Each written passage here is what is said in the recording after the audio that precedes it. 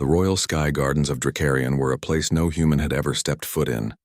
Suspended thousands of feet above the volcanic plains, the gardens shimmered with floating islands, waterfalls that drifted sideways like silk ribbons, and crystalline trees that hummed softly when touched. It was a sacred sanctuary, reserved only for the Dragon Empress and her bloodline. And on this rare morning, the Empress arrived not with her army of elite Draken guards, but with her mute daughter, Princess Saralyn. The young dragon girl, small by draconic standards, had scales like soft lavender glass. Her wings were folded tight against her back, her claws tucked nervously under the sleeves of her robe. She had never spoken a single word in her 9 years of life. Not a word, not a sound. No growl, no whisper, no attempt at vocalization. The Draken healers called it a curse, the Oracle called it destiny, and the Empress feared it was punishment for her past. Saralyn slipped from her mother's hold and stepped into the floating playground where other royal children practiced hovering, wing fluttering and breathing gentle sparks of flame. But she did none of those things. She simply sat alone, eyes lowered, clutching a tiny, worn leather figure in her claws. The Empress exhaled in defeat, when suddenly the sky guard stiffened. A human was approaching. A human. And a child, not a threat, not a soldier. Just a father holding the hand of his little daughter. Zach Hale walked into the gardens nervously. His 6-year-old daughter, Lyra, bounced excitedly at his side, dragging a little stuffed dragon toy made of blue felt. The Empress narrowed her eyes, smoke curling at the edges. "Explain this intrusion," she ordered. Her voice layered with the rumble of thunder. A trembling Drakon attendant bowed so low his horns scraped the floor. "Empress, the Human Alliance requested social integration trials between younglings. This human volunteered." She almost dismissed him, almost. But then, Lyra noticed Saralyn, sitting alone at the edge of the playground. Without hesitation, the little human girl ran to her. Middle, the unlikely Bon Saralyn froze when the human child sat beside her. Lyra smiled brightly, showing the gap where her front tooth had just fallen out. "Hi, I'm Lyra. What's your name?" Saralyn said nothing, only stared. Lyra blinked, puzzled, then gently placed her stuffed dragon on Saralyn's lap.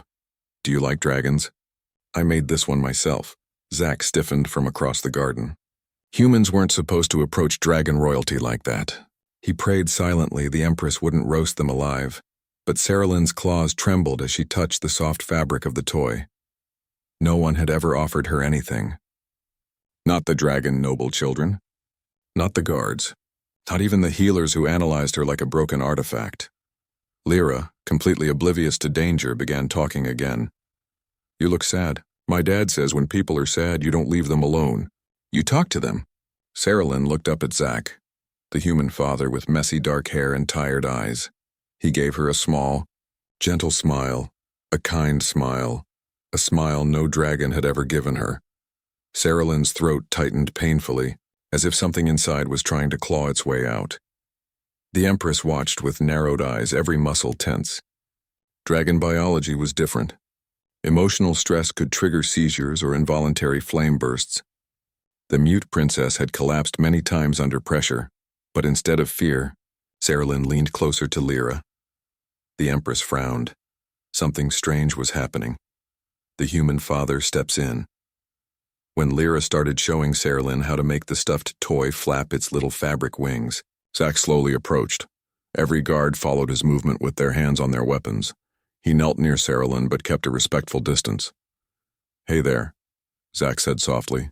"Your toy seems to like Lyra. She's a little loud, but she means well." Saralyn looked at him with wide, glassy eyes. No human had ever spoken to her gently. Most dragons didn't either. Zach noticed how she pressed her claws into her palms, a nervous habit children often had. So he took a deep breath and asked, "May I show you something?" The Empress took a single threatening step forward, but Saralyn suddenly nodded. Zach slowly lifted Lyra's stuffed dragon and placed it in front of them. When Lyra was scared, Zach said softly, "She couldn't talk either. She shut down after her mother passed away." Lyra's smile dimmed a little. The Empress blinked. She hadn't expected vulnerability. "So I taught her a trick," Zach continued. It helped her learn to speak again. Sarah Lynn's breath hitched. What trick? Lyra asked, grinning again. Zack positioned the toy dragon so its mouth moved like it wanted to speak. Then with a silly deep voice, he made it say, "Hello." Sarah Lynn. Sarah Lynn's scales shimmered. Her claws released her palms. Her lips parted, but no sound came out still. Something inside her shifted. Zack smiled warmly. "You don't have to be loud," he whispered. "You just have to try." He made the toy say it again. "Hello." Sarah Lynn. The princess pressed a trembling claw to her chest. Her throat spasmed. Her lungs expanded. She opened her mouth. And for the first time in her life, a tiny broken whisper escaped her. "Hey, hell." Every dragon in the gardens froze as if lightning had struck. Zack didn't react with shock or fear. He simply nodded encouragingly. "That's it? You're doing great." The Empress stepped forward, eyes wide with disbelief. Her daughter, her mute, silent daughter, had tried to speak. The breakthrough Lyra clapped excitedly. "You did it! Do you want to play with me?" Sarah Lynn nodded. Zack scooted back and watched with a racing heart as the two girls chased floating pollen bubbles. Between the drifting islands, the Empress silently approached him. Her voice was no longer thunder. It was trembling. "What did you do?" she asked. Zack swallowed. "Nothing magical. I just treated her like a child. Not a prophecy, not a political error, not a medical problem." The Empress stiffened as his words hit deeper than he intended. Zack continued gently. "She's scared. She's lonely. She thinks if she speaks, she'll disappoint you." The Empress inhaled sharply. Dragons didn't fear failure. They feared dishonor. And perhaps Sarah Lynn feared disappointing her mother more than the mute curse itself. "She needs love," Zack said quietly. "Not pressure." The Empress looked away, her jaw tightening. A single hot tear formed in her reptilian eye and evaporated before it could fall. The miracle moment. When the girls circled back, Lyra held Sarah Lynn's hand and tugged her forward. "Daddy, she wants to tell you something." Zack knelt again. Sarah Lynn stood before him, trembling violently, but not with fear, with determination. The Empress held her breath so long the sky itself seemed to pause. Sarah Lynn pressed the toy dragon to her chest, closed her eyes, and spoke a soft, shaky voice, barely audible but real. "Hey, hello?" Zack smiled, eyes watering. Lyra squealed and hugged Sarah Lynn. The guards stared in disbelief, but the Empress, the ruler of Drakarian, the flame-born monarch, fell to her knees. "Sarah Lynn," she whispered.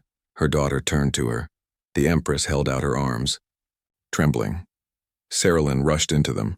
For the first time in nearly a decade, the sky gardens echoed with the sound of the Empress's quiet, broken sobs, tears of overwhelming relief, and for the first time ever, Sarah Lynn hugged her back. Ending, the gift of two worlds, when the miracle had settled into reality. The Empress approached Zack. Her eyes, fierce and regal, were softened in a way no dragon had ever seen. "You healed my daughter," she said quietly. "Name your price." Zack shook his head. "I don't want anything. Let the children keep meeting." "That's enough." The Empress stared at him for a long moment, then spoke. "Human," she said with deep sincerity. "I offer you something far greater." Zack blinked. "I offer you alliance." Every guard gasped. "We have feared humans," the Empress continued. "You have feared us. But today our children proved we do not need fear. We can choose trust instead." Sarah Lynn tugged on Zack's sleeve. Thank you," she whispered. Zack gently squeezed her claw. "You did the hard part." As the sun dipped behind the floating islands, the human father, the Empress, and their daughters walked side by side, two worlds no longer divided by silence, but connected by a single word spoken for the first time.